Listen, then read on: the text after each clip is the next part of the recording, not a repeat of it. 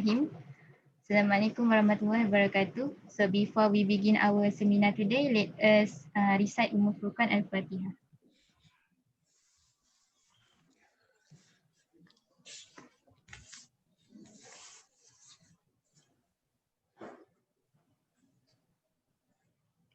Okay, Amin. Thank you, Doctor and friends, for joining our seminar today. So the big topic of our seminar will be oncology, and we will discuss more about leukemia, lymphoma, neuroblastoma, nephroblastoma, and brain tumor. And I will be the first presenter and discussing more about leukemia.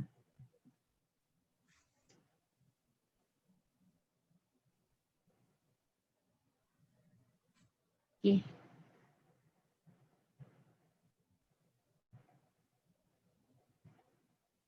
So this the outline of my presentation. So first, before we go more deeper about leukemia, let us see the rough idea about hematological malignancy. So hematological malignancy, it arises when the process controlling proliferation or apoptosis are corrupted in blood cells because of acquired mutations. So for example, if it involves mature differentiated cells, so the cell will have a low growth fraction and produce indolent neoplasms, for example, lymphoma or chronic leukemia. And if it involves primitive stem or progenitor cells, the cell can have the highest growth, producing rapidly progressive life-threatening illness, for example, acute leukemia or high-grade lymphomas. In this graph at the left side, we can see that the most common childhood cancer are hematologic tumors, for example, leukemias and lymphoma, followed by brain or central nervous system tumor, and then soft tissue and bone tumor. At the right side, we can see the incidence of the most common types of cancer in children according to age. So here we can see neuroblastoma, Williams tumor, and retinoblastoma. Usually there were peaks during the first 2 years of life, while for acute lymphoid leukemia, usually peaks during 2 to 5 years old, while sarcoma, osteosarcoma, for example, it usually peaks during adolescence, and Hodgkin disease usually peaks during the late adolescence. Okay. Now we are going to discuss more about leukemia. So leukemia means malignant disorders, like a group of disorders of the hematopoietic stem cell compartment characterized by increase in number of white cells in the bone marrow and peripheral blood. So here are the classification of leukemia. First is acute lymphoblastic leukemia, and then acute myeloid leukemia, chronic lymphocytic leukemia, and chronic myeloid leukemia. And there are about 75% of acute lymphoblastic leukemia cases in childhood, while it followed by 15 to 20% in acute myeloid leukemia, and less than 5% will be chronic myeloid leukemia cases in childhood. So the most common childhood cancer will be acute lymphoblastic leukemia. It usually peaks at 2 to 5 years old and occurs more commonly in boys more than girls. And then acute myeloid leukemia is the most common type of leukemia in adult. For chronic lymphocytic leukemia, it usually occurs in 60 to 80 years old, and chronic myeloid leukemia, it usually occurs most commonly in 40 to 60 years old. And the causes of chronic myeloid leukemia, because of the translocation of ABL1 gene in chromosome 9, it will be translocated into chromosome 22, while BCR gene will be translocated into chromosome 9, or also known as Philadelphia chromosome. But today we are going to discuss or focus more on the acute leukemia because it usually occur in childhood. Okay, so this is the epidemiology of leukemia. So in Nelson, it said that there are about 2,500 to 3,500 new cases of childhood leukemia occurs each year, and it affects 40 per 1 million children under the age of 15 years old. in Malaysia, according to Malaysian National Cancer Registry, leukemia being the sixth most common cancer in Malaysian population and being the seventh most common cancer in males and eighth most common cancer in females. Leukemia also being the most common cancer that occur among 0 to 14 years old. Okay. So the causes of leukemia is actually unknown, but it may be multifactorial. So for example, the genetic predisposition and environmental factors playing the important roles of developing leukemia. For example, for genetic predisposition like Down syndrome, Fanconi anemia, Bloom syndrome, ataxia telangiectasia, Viscott-Aldrich syndrome, and neurofibromatosis have higher increase of developing leukemia. Then translocation between chromosome 9 and 22, the Philadelphia chromosome, usually we will see in CML, cases of CML, and some of it may also be seen in ALL. And siblings with leukemia or twin siblings with leukemia have higher risk of developing leukemia. And then for environmental factors, ionizing radiation and exposure to certain chemotherapy agents, for example, topoisomerase 2 inhibitors, also have higher risk of developing leukemia. Okay, this is the table from Nelson. It shows the known risk factor for selected childhood cancer, as you can see here. But we just want to focus more on the ALL and AML. So ALL usually occur because ionizing radiation like prenatal diagnostic X-ray exposure and then genetic conditions. Okay, for AML usually because of chemotherapeutic agents, for example like alkylating agents and also genetic factors. Okay. Now we are going to discuss more about acute leukemia. Okay. So the pathogenesis of acute leukemia is because of genetic damage, which will result in increase in rate of proliferation and then reduce in apoptosis and block the cellular differentiation. So these events will cause accumulation of blood cell or the immature cell in the bone marrow and will suppress the growth of normal hematopoietic cells.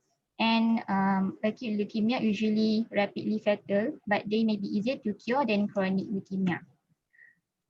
So this picture just want to show you that if it affect the myeloid progenitor cell, it will cause AML or the acute myeloid leukemia.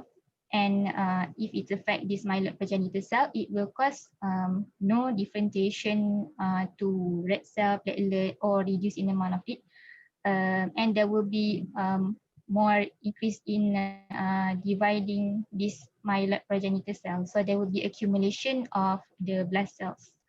If it's affect this lymphoid progenitor cell, it will cause ALL or acute lymphoblastic leukemia. So there will be reduce in amount of the mature B cell and T cell lymphocyte, and there will be more accumulation of the blood cell, the lymphoblastic cell in the bone marrow, and it may also spills into the peripheral blood.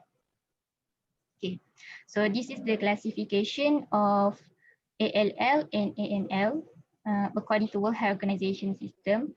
But most of clinicians and pathologists, they usually prefer to refer this.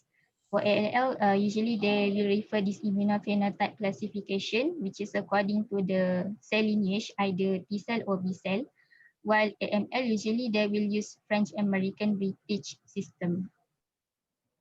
Okay, so how does a patient with leukemia presented?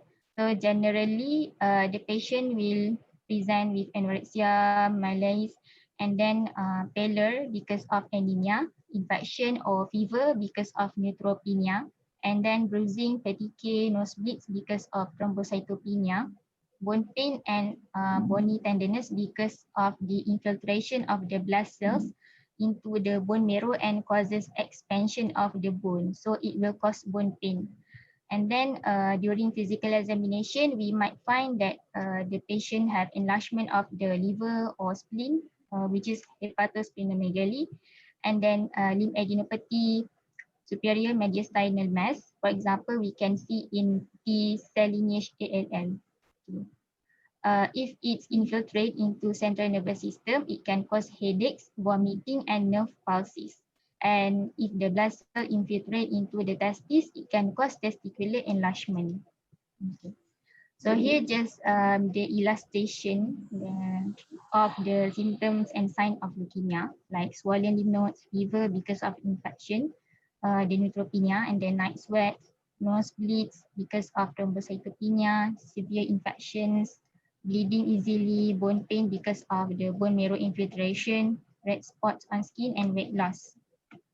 Okay, so here are the investigation that we can do to diagnose leukemia. So diagnosis of acute leukemia is confirmed by findings of immature blood cells, either in the peripheral blood smear, bone marrow aspirate, or both. So usually the patient will come with abnormal full blood count. We will see there will be anemia, normochromic normocytic anemia, thrombocytopenia, and the white blood cell count usually high, but it may be low or normal. And blood cell may be present, but it is usually found in bone marrow aspirate. We should also do bone marrow examination, and you will see there will be hypercellular of the bone marrow with more than 20% leukemic blood cells. But in normal person, there will be just about 1 to 2% of the blood cells.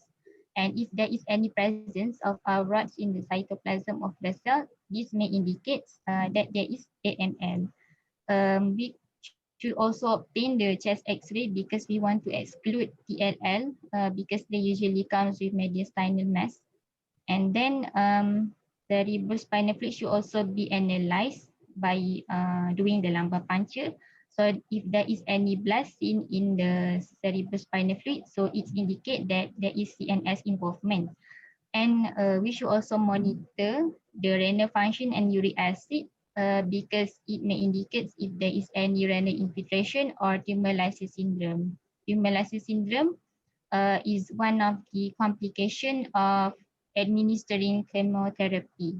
And then there is also specialized tests for acute lymphoblastic leukemia, for example, chromosomal analysis, because some of the ALL have the patient might come with chromosomal abnormalities, and then immunochemistry, immunophenotyping by looking at the cell surface markers by flow cytometry, and then immunoglobulin and T-cell receptor gene rearrangement studies. Okay, so here is the minimum workup required for common pediatric malignancy. So just focus on the leukemia. So the minimum test that we should obtain are bone marrow aspirate or biopsy, chest X-ray, and cerebrospinal fluid analysis. Okay. Here are the tables. There are 3 tables here. So at the most... Oh yeah, no need to know. Okay. Ngaruh di uni. Okay. So this is the chest X-ray finding in a boy aged 16 years old with acute lymphoblastic leukemia. So there will be thymus enlargement here, you can see. And then after 1 week of therapy, the thymus will be resolved. And then here we can see the lymphoblast with scanty cytoplasm in figure A. And then figure B, we can see also lymphoblast with a large and heterogeneous abundant cytoplasm. Here is lymphoblast also deeply basophilic, and then there is vacuolization here.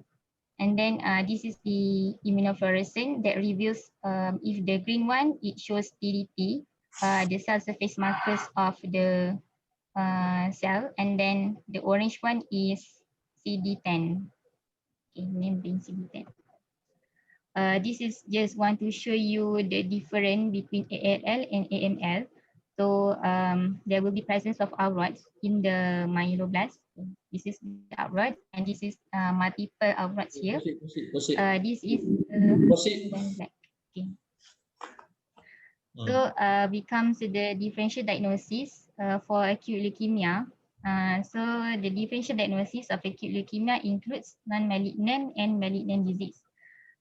Infection, most probably the most common mimic of acute leukemia. So usually we can also see in Epstein-Barr virus infection, cytomegalovirus, pertussis, and mycobacterium infection. For non-infectious diagnostic consideration, including aplastic anemia, Langerhans cell histiocytosis, juvenile rheumatoid arthritis, ITP, which also lead to neutropenia or anemia.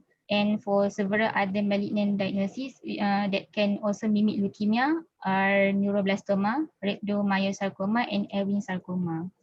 So this is the table that shows the common manifestation of childhood malignancy. As we can see, neuroblastoma may also comes with the same sign and symptoms of the bone marrow infiltration and many Proceed, more. proceed.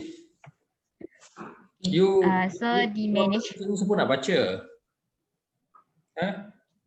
Kenapa you tak type nicely supaya orang boleh baca? Continue Crowded Okay, tau. so now is about management of acute leukemia. So they will be divided into two, supportive and specific therapy. So supportive therapy like central venous cannula, which can also be done to administer the chemotherapy easily, and then blood product support, prevention of hemolysis syndrome, and treat any episode of fever. Then specific therapy is chemotherapy. There will be 4 compartments of it: initial induction, intensification, CNS prophylaxis, and maintenance. And sometimes the patient may also need radiotherapy. So this is just Proceed. the Ini tak flow payah. of the chemotherapy. This one tak payah. Orang nak belajar apa Okay. kena So baca. okay, thank you, Doctor. The complications of acute leukemia, the major short-term complications are due to treatment of leukemia, which result from bone marrow suppression caused by chemotherapy. So the patient may have bleeding, anemia, neutropenia, cell-mediated immunosuppression, and hemolysis syndrome. Usually in hemolysis syndrome, it occurs because there will be hyperuricemia, hyperkalemia, hyperphosphatemia, and hypocalcemia because of the rapid lysis of tumor cells, and usually seen in rapidly dividing tumors such as ALL. Okay, the prognosis of acute leukemia, the treatment of childhood ALL is one of the great success, and children between 2 to 10 years of age have the best prognosis. And the worst outcomes of acute leukemia is usually in male gender, age younger than 2 or older than 10, high leukocyte count at diagnosis, and molecular evidence of persistent disease on day 28 of treatment. Okay, so this is just the table of the prognosis in acute lymphoblastic leukemia. Proceed. Okay, so these are the references of my presentation. That is all from me. Thank you.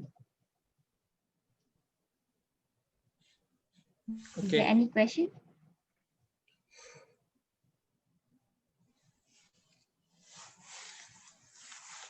Ni nak present ke siapa sebenarnya? Year 3 student ke pakar ke master student?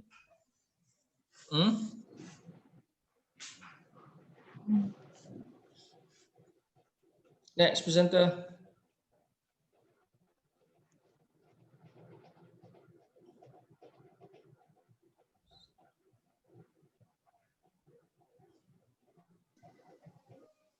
ELL saja. Dia tak touch pasal tu.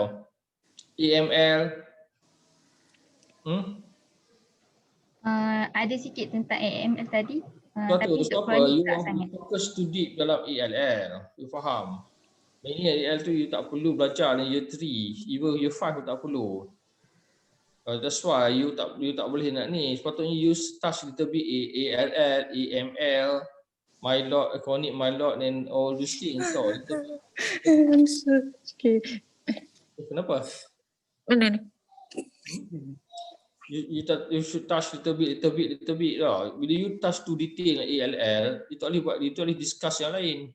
So people want to know what the difference between ALL, AML, diagnosis ni semua presentation, CML, ni semua presentation, how the presentation like, the difference between clinical presentation. Tak payahlah chemical tu. Chemical tu for what? You kan boleh hafal pun, tak boleh ingat pun. You touch very detail dalam ALL, you tak boleh touch yang lain. Then you punya slide is crowded. This what happen apabila you ambil apa tu, when you just copy paste, you tak boleh crowded slide. Orang tak boleh nak baca tau slide. Slide ni you letak macam tu bukan for you. Slide you letak for people to listen, to baca you punya slide. Kalau slide you present for you present seorang diri lah. Alone, don't need to present to somebody else. The slide is to present for all, so tu boleh baca. You crowded slide banyak tu buat apa? Macam dalam buku pula. I don't worry, you yang rasa you tak tahu limit apa you need to present. No, sampai yang betul molecular level yang not necessary for you to know apa you want to present. I pun tak tahu benda tu. Next presenter. Okay, Assalamualaikum warahmatullahi wabarakatuh. My name is Nur Ain Anis Najihah binti Nur Azmi, and I will explain about the lymphoma in pediatric patients. So first, this is my outlines for today. Nur Ain apa? Nur Ain Anis Najihah. Okay. Okay, so this is my outlines for today's presentations. Okay, first, let's proceed to the introductions. The lymphoma is a replacement of normal lymphoid structure by collections of abnormal lymphoid cells. So in a simple words, it's a group of malignancy in which cancer cells originate from the lymphoid systems. So lymphoma is the third most common cancer in children, following closely by before the acute leukemia and the CNS tumor in the children. And based on the characteristic and microscopic appearance, it can be divided into two, which are Hodgkin lymphoma and non-Hodgkin lymphoma. So Hodgkin lymphoma, the incidence of Hodgkin lymphoma in childhood varies by age, such that it is rare in infants, but it's most common childhood cancer.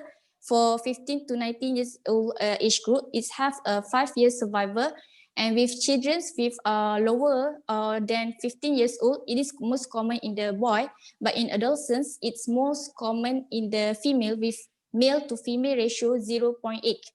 And non-Hodgkin lymphoma, it is fifth most common diagnosis of the pediatric cancer in children, and with approximately 7% of the childhood cancer in the developed world, and with male predominance. So the etiology, as in other types of the malignancy, the majority of the cases of the lymphoma is unknown.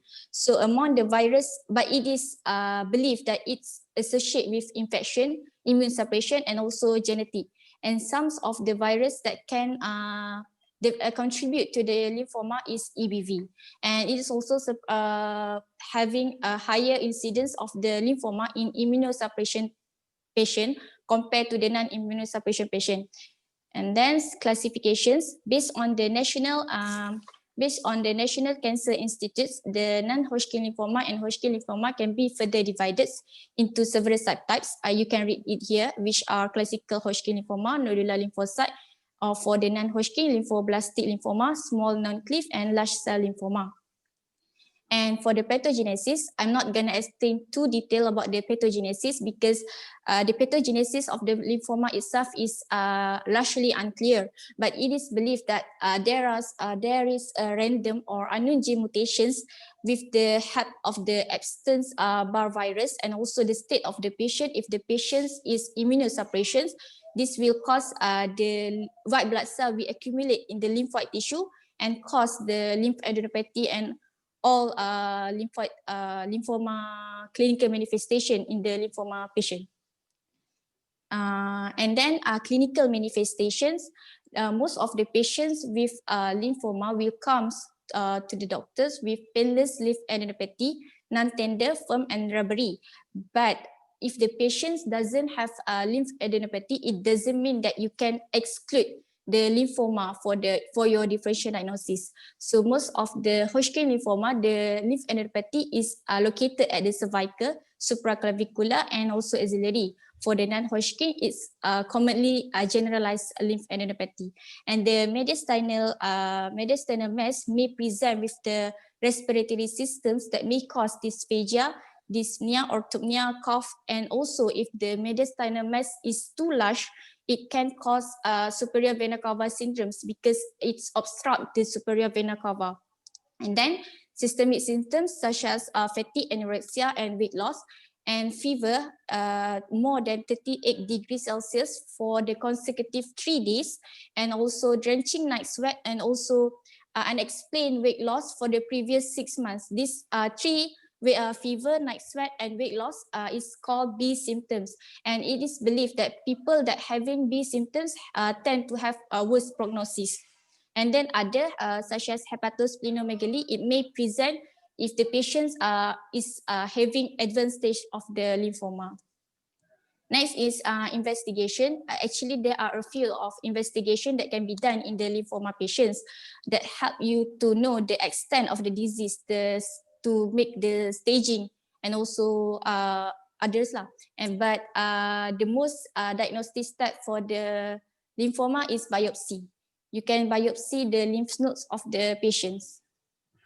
This is red stem cell that can be seen in the Hodgkin lymphoma. Next is staging. I'm not going to go too detail about the staging, but just to let you know that we can use an arbor staging in the lymphoma. Bone marrow imaging tak mention. Bone marrow imaging. Oh, sorry, Dato. Sorry, bone marrow imaging. Okay.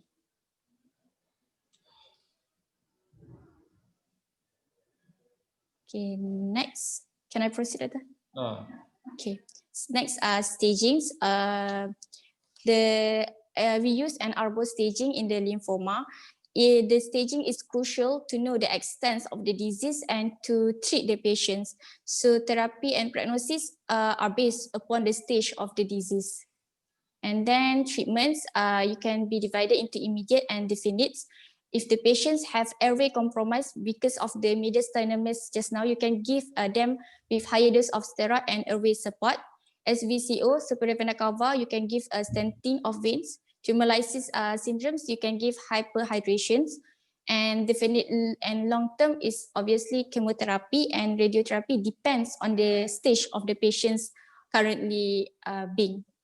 And then complications, tumor lysis syndromes, where is seen where the rapid lysis of tumor cause release large amounts of the phosphorus, potassium, and calcium that lead to the kidney damage. This usually seen when you are first started the patients with the treatment, but it can also cause beforehand. And the treatment related complications such as neutropenia and alopecia. And then prognosis, actually the prognosis for the lymphoma is excellent, and the cure rate for the lymphoma in the children is much better than the adult. So yeah, and that's all from me. This is my reference. Go back again. Dia prognosis. Prognosis.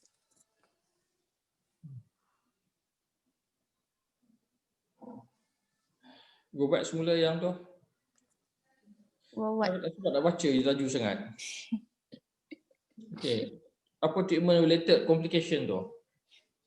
Alopecia and neutropenia is because of the chemotherapy. Kalau neutropenia apa jadi? Neutropenia, low neutrophil, right? What's happened? What's happened? If the child. From what I understand, when you have neutropenia, then you tend to get more infection easily because you don't have enough white blood cell to fight for the infection. So what happened? The patient tends to become. You got immunocompromised. You can develop infection. Apa you can develop? I'm not sure about that, Doctor. Mainly sepsis lah, recurrent sepsis lah. Okay. Kidney damage, tumor lysis syndrome. Apa tumor lysis syndrome? Tumor lysis syndromes is when the tumor is rapidly lysed that cause release of large amount of the phosphorus, potassium, and calcium that lead to the kidney damage in the patient. Phosphorus only, calcium yang tu saja. Anything else will be produced, will come out? Uric acid maybe? Lagi? Cause hyperuricemia. I'm not remember too much. All the enzymes Uh, intracellular enzyme in the interleukin. oh, Sebelum tu lagi. treatment. Okay, next.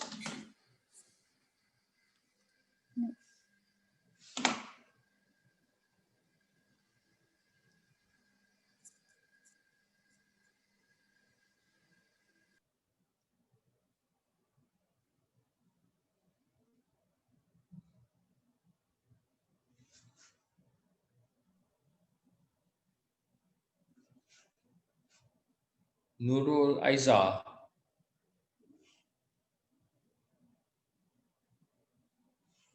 Nurul Aiza ya, Nurul Aiza.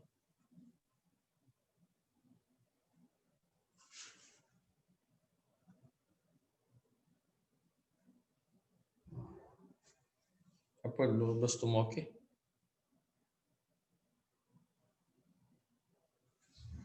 Okey.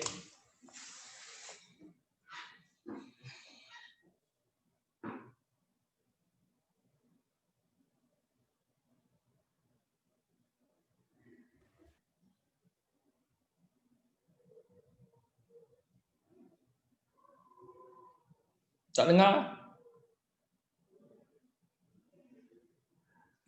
Tak dengar, tak dengar. Oh, you all will listen tak?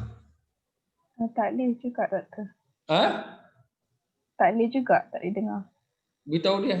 Chat dia kata we cannot listen, we cannot hear her. Hello, can you hear me? Ha. Ya. Dengar? Chat- Oh, okay. Dah boleh dengar? You mute dia. Oh, tak, saya off. Okay. Start semula. Macam mana, doktor? Start semula. Okay. Okay. So, I'm going to start. Okay. Bismillahirrahmanirrahim. My name is Nur Aizam Tizadi. I'm going to explain about the neuroblastoma. Okay. So, for the first one is the introduction. So, what is neuroblastoma? It is actually a cancer that develops from the neuroblast, which is the immature nerve cells found in several areas of the body. And neuroblastoma most commonly arises in and around the adrenal glands, which have similar origins to the nerve cell. For the epidemiology, the incidence rate is actually age dependent. And according to My Health Portal, it is the commonest cancer in infants and second commonest malignant solid tumor in children below 5 years of age. And the incidence approximately 3 to 5% of all childhood malignancy. And in other references, it stated that neuroblastoma is the most common extracranial malignant tumor diagnosed during the first 2 years of life, the third most common childhood cancer, and neuroblastomas account for 97% of the neuroblastic tumors. And the males have slightly higher incidence, and these are the incidence according to the age. Okay. Next, okay, the risk factors. This is actually more of like the causative or the etiology is unknown actually. So the one that I listed here is actually more of like association. So it's not like definitive etiology. So when they do the research on the patient, so they found all of this.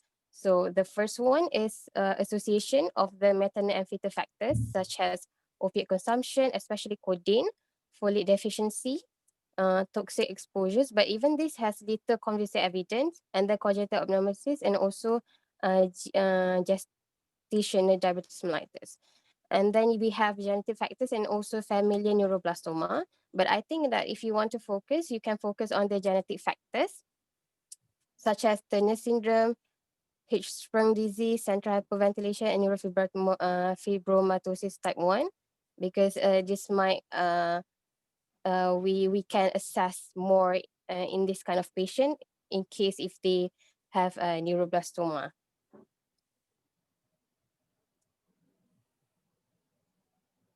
Okay, for the pathogenesis, again, the events that induce neuroblastoma tumorigenesis remains fully defined, but it is clear that there are multiple different changes that can induce tumor formation. So on the left here, this is actually the normal neurocrest development, right? Okay, neurotube, neuroectoderm, and antiparasimpathetic nervous system. But along the way, there might be cellular damage with distinct oncologic drivers. So there are a lot of Proceed. proceed. Okay. So next is the clinical features. So I've divided the clinical features into the location of the tumor. So for example, if the tumor is present in the abdomen, so two-thirds of the primary neuroblastomas actually arise in the abdomen, and two-thirds of that are from the adrenal glands. So patient can present with abdominal mass, which can cause abdominal pain or fullness, and also intestinal obstruction, but this one is rare. And then compression of the bowel or bladder can cause constipation, reduce bladder capacity and aneurysms. And then it can also compress the venous or lymphatic drainage. So patient may sometimes present with scrotal or lower extremity edema.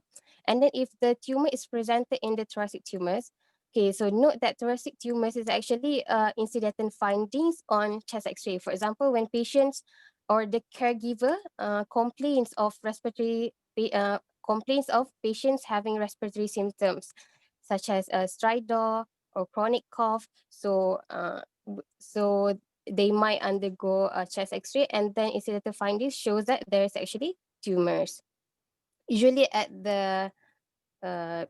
at the apa panggil kat belakang, apa panggil tak ingat. Okay. Uh, okay, moving on. They might also uh, experience SVC syndrome because of the mechanical obstruction. Okay. So in this patient, is actually this patient is actually was diagnosed with Wilms tumor, but it turns out that it's actually neuroblastoma because the treatment was not responsive. Next, when the tumors is presented in the paravertebral area, so this is actually invasion of the spinal canal through the neuroforamina, and it is also called as dumbbell tumor. So when the epidural spinal cord is compressed, it can cause back pain, motor and sensory deficits, loss of bowel or bladder control, weakness, limping, and paralysis. And this is one of the oncology emergency. Next, patient may present with Horner syndrome. So Horner syndrome is the triad of meiosis, ptosis, and anhidrosis. So this, when it is involved the cervical paravertebral sympathetic chain and also inferior cervical ganglia. So in this patient, heterochromia iridis is very common. So this is actually when the two colors of the iris, two or part of the iris has two different colors. So this is very common. So infants with an isolated or congenital Horner syndrome should undergo careful examination for cervical and also abdominal masses. Meiosis apa? Ya, doktor? Meiosis tu apa? The eyes, how do I,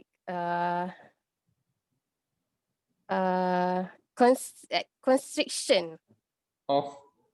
the pupil. Hmm. Okay. Next is patient may also present with paraneoplastic syndrome. So opsoclonus myoclonus syndrome, OMS, is characterized by rapid dancing eye movements, rhythmic jerking involving limbs or trunk with or without ataxia. And patient may also present with unexplained secretory diarrhea due to the paraneoplastic production of vasoactive intestinal polypeptide, VIP.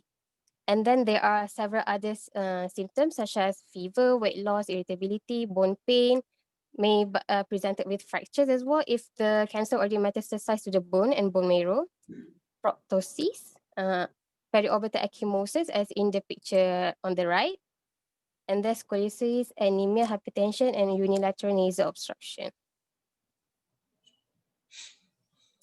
Okay, next, moving on to the physical examination. So yeah, if the metastatic lesions of the skin are common in infants younger than 6 months, so this may represent stage 4S disease. I'm going to discuss this on the staging later. And the examination of the abdomen may reveal palpable, non-tender subcutaneous nodules or mass. And then, like we've mentioned just now, neurologic examination such as Horner syndrome, lower extremity weakness or paraplegia, and this should be treated urgently because because we don't want the damage to be permanent. So these are actually just the differential diagnosis. This is the tumor in different location, what it may related, and then this is the syndrome just now, and then the skin nodules.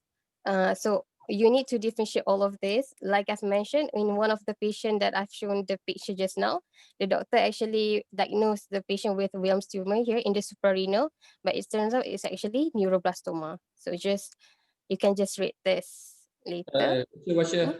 Hmm? Baca. Oh, satu-satu. Hmm. Okay. Okay.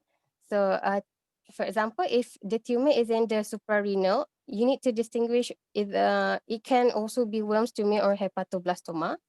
If it's in the thoracic retroperitoneal, must differentiate with a lymphoma, germ cells tumor, or maybe infection.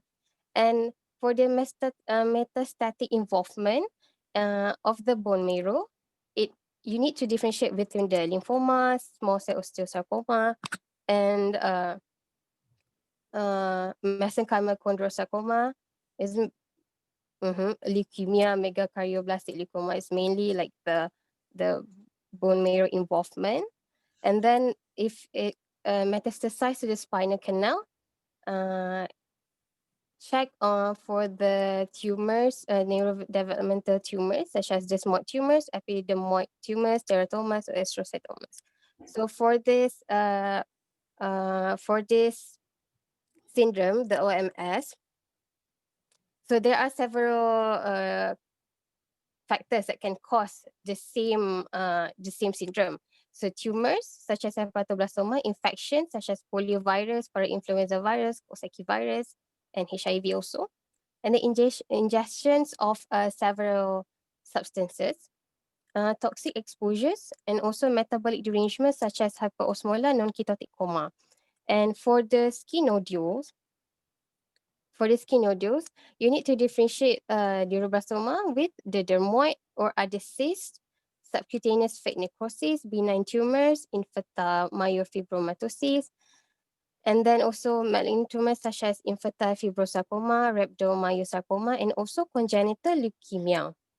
So it's very crucial that you differentiate all of this with neuroblastoma because it's going to affect the treatment later. Okay, so I'll move on. So for the investigations, most patients will undergo the evaluations of full blood counts, serum chemistries, liver profile, and also renal function tests. And then for neuroblastoma, the evaluation of urine serum catecholamine metabolites level, which is VMA and also HVA, is very crucial because this can assist in the diagnosis and also monitoring of the disease response because more than 90% of patients shows elevation of VMA and HVA in their urine. So we must do this to kind of like diagnose a neuroblastoma. And then of course tissue biopsy, this is a definitive diagnostic lah, histologic confirmation. Usually we obtain it from the primary tumor, incision of the primary tumor. And then we could also do CT scan or MRI to evaluate the primary tumor site and also involvement of the metastatic disease. And then we can also do I123 MIBG scan. So what is MIBG? It is actually a chemical analog of norepinephrine that is concentrated or absorbed in the sympathetic nervous tissue. So one of the example is neuroblastoma lah. So because of this behavior, MIBG scan is sensitive and specific for neuroblastoma, and it is also recommended for diagnosis and evaluations of the tumor. Next is bone marrow aspirate and biopsy. Why? Because we wanted to know if there are metastases to this area. So evaluation of bone marrow with bilateral iliac crest biopsies. So when we do bilaterally, we have 4 samples to aspiration and also 2 biopsies. So if any of the 4 assays demonstrate tumor cells, it is considered positive for the disease. So if you want to exclude neuroblastoma, all of the samples should be negative. Cannot one positive. And then if the tissue biopsy or the bone marrow aspirate biopsy is positive, we need to evaluate the status of gene MYCN and also DNA ploidy. So these are just the imaging, the CT scan. These are the neuroblastoma from the adrenal gland. This is also the same thing. And you can see on the right, this is the MIBG scan. This actually in this patient, each patient is already having multiple neuroblastoma metastasis. So you can see like dark spots there. So the MIBG is absorbed to this area. And then this is the neuroblastoma cell within the bone marrow. Okay. So what is actually the diagnostic criteria? So a definitive diagnosis of neuroblastoma requires at least one of these following. So the first is a definitive histologic diagnosis from tumor tissue by lab microscopy with or without immunohistochemistry or electron microscopy. Or increase urine or serum catecholamines or their metabolites, which are the VMA and HVA, or evidence of metastasis to the bone marrow on an aspirate or trephine biopsy with concomitant elevation of the catecholamines and their metabolites in the urine or the serum. So this is how we diagnose a definitive diagnosis. Okay, next, for the staging, I'm going to explain about 2 staging, but just briefly. So the first one is the International Neuroblastoma Staging System, INSS. Next, okay, INS. And then this is the second one, the International Neuroblastoma Risk Group Staging System. So you can just read this throughout later. Okay. So for the prognosis, if according to the stage, the distant metastatic disease confers a much worse prognosis, although regional spread in lymph node does not significantly affect the outcome. And then the age, it differs between each group lah. So the first, the general rule is actually the younger the children, the better the outcome. But there are exceptions in the newborn later. So the 5 year survival rate for all children is actually approximately 80%. So in young children beyond the newborn stage has the best prognosis until age of 18 months. And then between 18 months to 5 years of age, the event-free survival is 39% and overall survival is 40 to 50%. 5 to 10 years, overall survival is approximately 49%. Over 10 years, the overall survival is 46%. And adolescent, adolescent is actually they can experience a higher number of late relapses and also death. So it actually like kind of like worsen in adolescent. So for the histology, they have like the grading system lah in the NINPC, like the differentiate, undifferentiated, and so on, and also the cytogenesis and molecular genetics. They check for the MYCN amplification and also the DNA content such as ploidy, like either there are gain or loss of the chromosomes. Treatment? Okay. Last kali treatment. Ya, doktor? Treatment. On treatment dahulu prognosis. Okay ha. Less than treatment. Okay, so actually for the treatments, we treat them according to the risk group. So we have this risk stratification based on Low, all of medium, based on what? low, intermediate, high Okay. risk disease. So how do they stratify this based on the criteria I've mentioned here, stage of the disease, the age, the MYCN oncogene, DNA content, and also the histologic appearance. So for the low risk disease, so these are the patient generally have low stage disease, INSS stage 1 to A to B, L1, and the tumors are also MYCN non-amplified, hyperdiploid, and favorable histology lah. Bayalah explain tu. So the treatment is usually surgery. Next. Sambung lah. Proceed. Okay.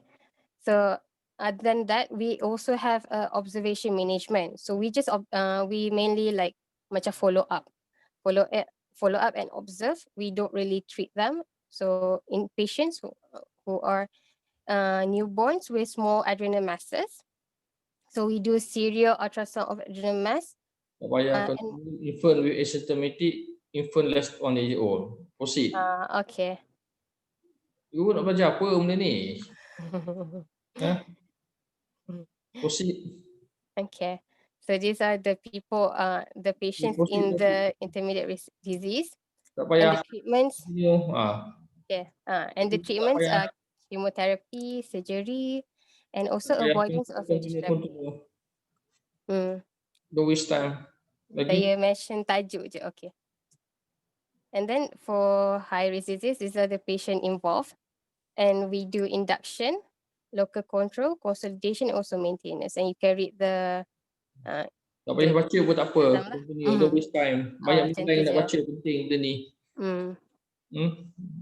Dia baca pasal tu important lagi nak baca pasal TB, pasal pneumocockus. Okay ha. Dah. So that's all from me. Why you want to present something I also don't know. I don't know. I was the only person who know is the oncologist. Yang lo jadi onkologi ke? Next presenter. Any question? Next presenter.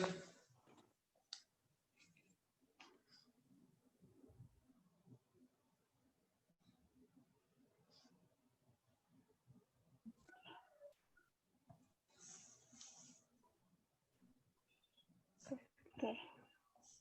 Assalamualaikum warahmatullahi wabarakatuh. I am Mona Shazani binti Yusuf. Today we'll be presenting the topic of nephroblastoma. So this will be the outline for today's presentation. So introduction. Nephroblastoma is also known as the worm tumor. It is the most common primary malignant renal tumor of the childhood, and this tumor originates from the embryonal renal tissue. And it is the second most common abdominal tumor in the childhood after neuroblastoma.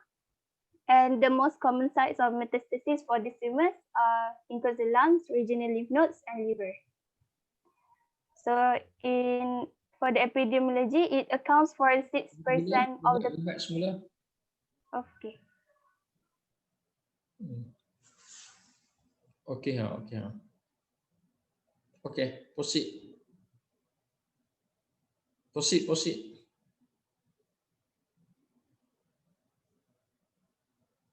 Proceed lah ke depan. Forward. Proceed. Okay. Next slide. So epidemiology, it accounts for 6% of the pediatric malignancy and accounts for more than 95% of kidney tumors in children. So the incidence rate in US of lymphoma is approximately 7 cases per 1 million children less than 15 years of age. And also approximately 75% of the cases occurs in children less than 5 years old, with the peak incidence at 2 to 3 years, and it can arise in one or both kidneys. The incidence of bilateral tumor is 7%. Most cases are sporadic, but approximately 2% have a family history. However, in Malaysian study encountered at University Hospital Kuala Lumpur, there is no major noticeable difference between from the Western population. Okay, next, etiology. So the exact cause of the Wilms tumor is unknown. However, it is thought to be caused by alterations of genes that are responsible for the normal genitourinary development. And the most critical gene that are thought to be causing this Wilms tumor is the Wilms tumor gene, which is the first Wilms tumor suppressor gene at the chromosomal band 11p13, which is critical for normal kidney and gonad development. In which, in this gene, it is majority are somatic mutation. However, it also can be germline. Another gene that are associated might include CTNNB1, WTX, TP53, which is the tumor protein P53, in which if patient comes with TP53 mutation, is associated with anaplastic tumor histology, a poor prognostic factor. And another gene will include WT2. Okay, so it also can occur as a result of WT1 mutation, or sometimes it's part of developmental syndrome, meaning other abnormalities are present as well, likely because another mutation of gene in addition to WT1. And this is the example of the syndrome with the clinical characteristics. So this is the clinical presentation of the syndromes that are associated with Wilms tumor, such as Weger syndrome, Dennis-Drash syndrome, with Wiedemann syndrome. Okay. So next is pathology and pathogenesis. So for the pathology, mostly the Wilms tumor are mostly solitary lesion and solid in nature. They sharply delineated. When cut section, it will show a tan or light gray in color. Also may present with hemorrhage, necrosis, or cystic. However, calcification is uncommon in the gross section. Microscopically, the Wilms tumor can be seen as 3 types of cells, which is the blastoma cells, the undifferentiated cell, which give rise to other cells like the stromal cells and epithelial cells. The stromal cells, which is the connective tissue cells, and also epithelial cells that usually made up the normal glomerular and tubules. So if comprised of these 3 types of cells, we call it as a triphasic blastoma. So basically, the pathogenesis of the nephroblastoma, we know that it is suggested to be genetically involved. The mutation of, for example, WT1 gene, which we know it is very important for the genitourinary development, in which in the mutation of WT1 gene, it may cause abnormal renal development and then leads to abnormal proliferation of the metanephric blastomal cells, which are the primitive embryologic cells of the kidney. Then it promotes the changes that may lead to the formation of the Wilms tumor. Next will be the clinical presentation of Wilms tumor or nephroblastoma. So the most common initial presentation would include the asymptomatic abdominal mass, in which usually this is usually based on the incidental finding either by the parents, for example during the bathing, or by the doctor itself during any routine clinical checkup. So it can be quite large at the presentation because it is can grow without unhampered by the straight anatomic boundaries of the retroperitoneous area. Another clinical presentation might be caused might be hypertension in 25% of the patient due to increase in the renin activity. Also abdominal pain in 40% of the patient, gross painless hematuria in whenever if the bleeding into the renal pelvis occurs, and then constitutional symptoms such as fever, anorexia, and weight loss. Occasionally, when there is clinical presentation of rapid abdominal enlargement and anemia, and also if the vein tumor thrombus extend into the inferior vena cava and rarely into the right atrium, it may cause the dislodgement may cause fatal pulmonary embolism. Now the investigation. So basically, the investigation of the nephroblastoma can be divided into laboratory studies and radiology and imaging. But usually for the laboratory studies, it is more to a baseline study, especially when starting the treatment of the nephroblastoma, because of the maybe the complication of the treatment is start later. However, in the full blood count, we can expect to see microcytic anemia from iron deficiency anemia and anemia of chronic disease. Also, other polycythemia, platelet count elevated, and also acquired deficiency of bone relevant factor. And urinalysis, we look for hematuria if there is bleeding into the renal pelvis. Liver function tests and renal function tests are more likely to be as a monitor for the treatment, as some treatment may cause the renal and liver dysfunction. Okay, that's radiology or imaging.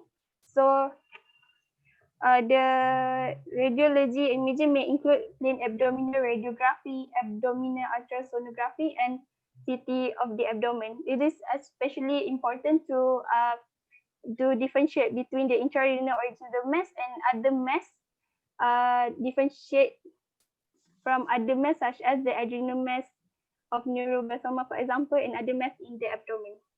So abdominal US ultrasound helps to differentiate solid from cystic masses. As we know that when smear, mostly it is in solid in nature. And then ultrasound with Doppler imaging of renal veins and IVC, this is very important to identify Wundt's tumor and to evaluate the collecting system and demonstrate any thrombi if occurs in the renal veins and IVC, CT of abdomen, and also MRI. In case of confirmed histologically, clear sarcoma rhabdoid tumor, which is another kind of renal malignancy. So we might do a bone scan and brain imaging to look for brain metastasis. So what about biopsy? Biopsy is, we know it is a diagnostic test. However, in case of nephroblastoma, it is not really recommended because when we do biopsy, it may puncture the capsule and in some cases may bring the disease up staging. I mean, from stage 1 might become stage 2. Okay, so staging. Staging, here I included staging based on Children's Oncology Group guideline, in which in this COG system, it relies on pathology analysis from primary nephrectomy in most cases. So basically in stage 1, briefly, it is the tumor do not infiltrate the capsule and the sinus vessels. Meanwhile, in stage 2, the tumor then starts to infiltrate the capsule and or the sinus vessels. In the stage 3, the tumor goes outside the kidney but in a local spread manner, either to the regional lymph nodes or as the tumor thrombus. As the stage 4, the tumor may be metastasis through the hematogenous pathway to the other organ, and lymph node metastasis to distant lymph nodes. And as for stage 5, it is when both of pair of the kidney are involved by the tumor. So next, the management. So the most commonly used or accepted worldwide guideline is from Children's Oncology Group and SIOP guideline, International Society of Pediatric Oncology, in which in this two it differs on the timing of the surgery, in which in the COG, it advocates upfront surgery prior to initiate the treatment. Meanwhile, SIOP, it recommends pre-operative chemotherapy first before doing the surgery. So it differs according to country, which guideline they are referring to. But actually, the final outcome is similar. Next, so the management of the nephroblastoma. So surgery, chemotherapy, and radiotherapy comprise the treatment modalities for the worms tumor. So Proceed. okay. So it can be managed Proceed. through this. Next is the prognosis and complication. So before that, before we go to the prognosis, the nephroblastoma may recur approximately in 15% of favorable histology and in 50% of the anaplastic histology. So by that factors that are associated with favorable outcome after relapse may include the following: low stage diagnosis, treatment with vincristine and actinomycin D only, no prior radiotherapy, favorable histology, relapse to lung only, and interval from nephrectomy to relapse more than 12 months. So what are the prognosis of nephroblastoma? So most children with worm tumor have a very favorable prognosis. More than 80% of all patients are cured.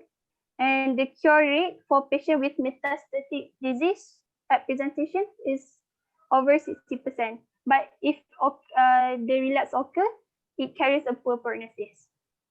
So what are the complications of nephroblastoma? Usually the complications of nephroblastoma are as a consequence of the treatment of the treatment itself. So clinically, significant late sequelae may include the following: the musculoskeletal effect, cardiac toxicity, pulmonary disease, reproductive problem, and so on. Also development of second malignant neoplasm, and it is very important to do a follow-up after the treatment. So I think that will. Next. Any questions?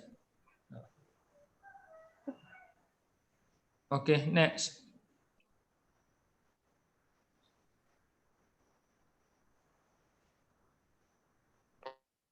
Yeah, Assalamualaikum warahmatullahi wabarakatuh. So my name is Faisal. So today I'm going to present about brain tumor. So this is the outline for this presentation.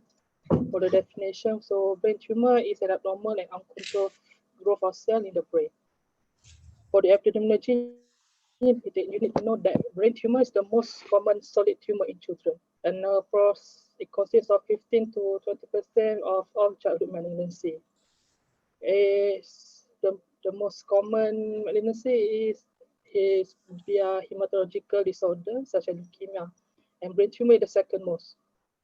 And by gender proposition, the male is more prone to have brain tumor compared to female. And also you need to note that brain tumor is very fatal disease as it has consist of 30% mortality. And it is leading cause for death of children from the age of 0 to 14 years old. For the classification of brain tumor, there are two classification organizations that I already talked about, which is the WHO. We classify the brain tumor based on the histology and molecular parameter, and also ICC, which based on the site of the location of the brain tumor itself. And also you need to know that brain tumor, there are more than 120 types that are ground globally. So this is the data of brain tumor by distribution, by the location. So I'm going to talk about the common. For the risk factor for brain tumor, there are two established risk factors only. One of the risk factor is the ionization radiation, exposure to ionizing radiation, and also genetic predisposition. So the patient have neurofibromatosis, tuberous sclerosis, von Hippel-Lindau syndrome, and then mutation in the chromosome, in the P53, that sort of thing.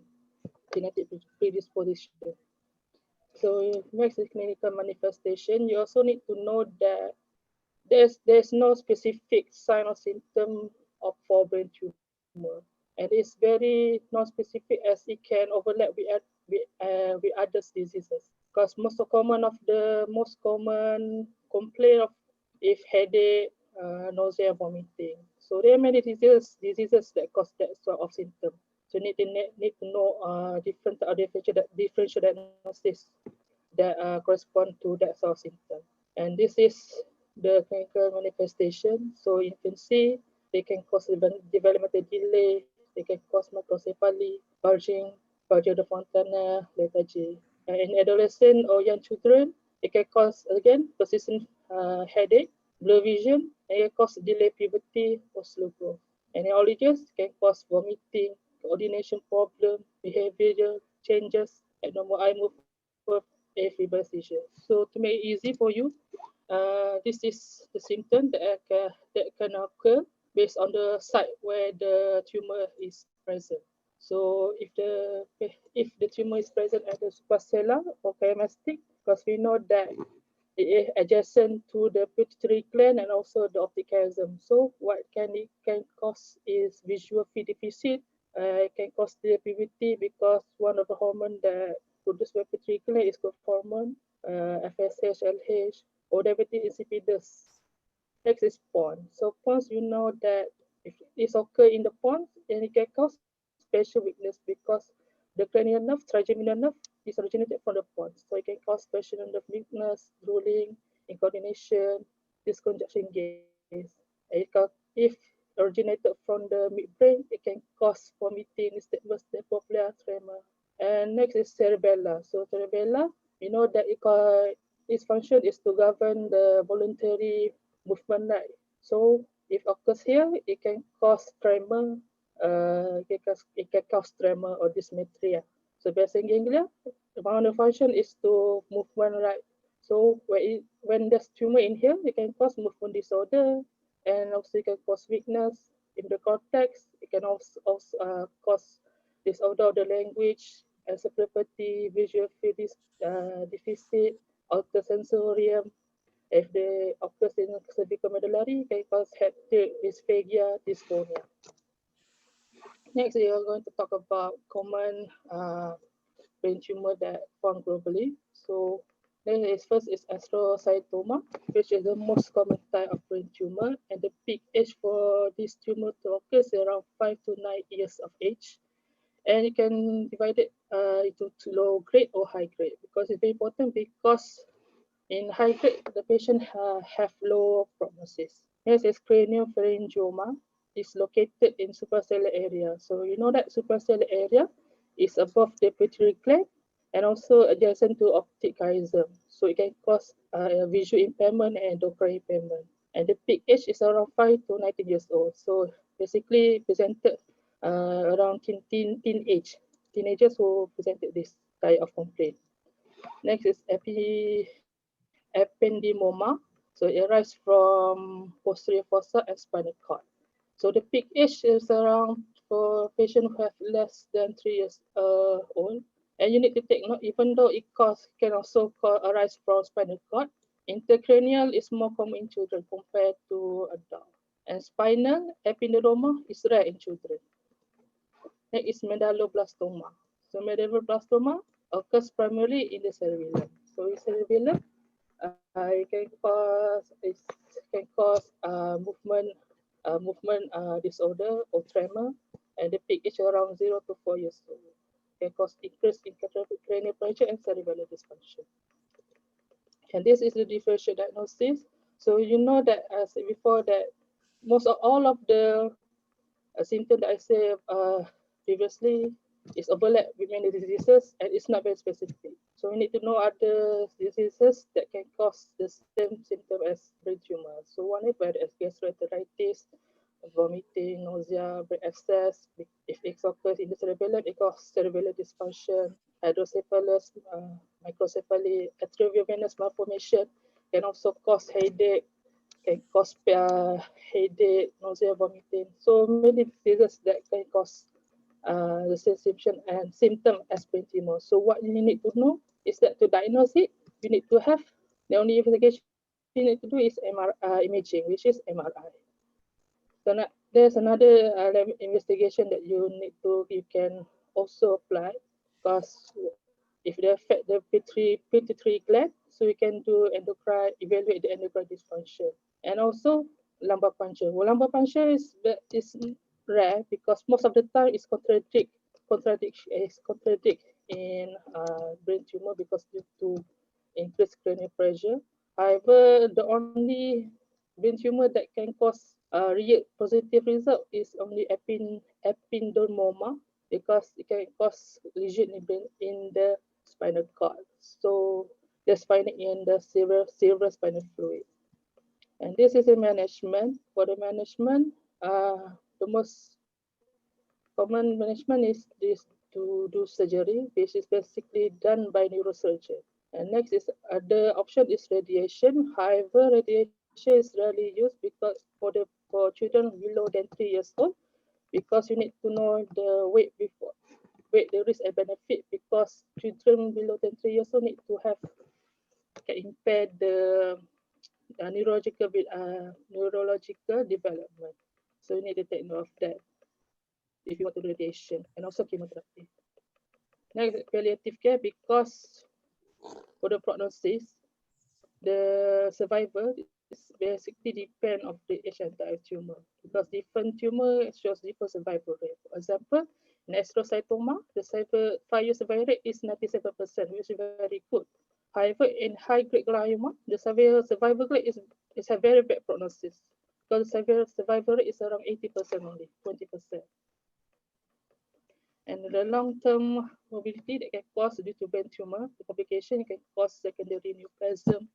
It can also affect our neurocognitive effects. So it can cause developmental delay and endocrine abnormalities. So as I said before, due to pituitary gland involvement, so it can cause diabetes insipidus due to the abnormal release of ADH, or it can cause delayed puberty due to the abnormal delay of FSH and LH and those sort of things.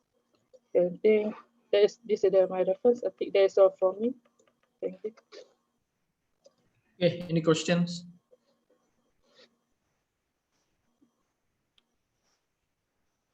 Other questions? Next presenter. I think that's all from us. That's all. Okay, tak ada apa lagi dah. You all balik ke tu bila? Balik ke ni? We don't know yet.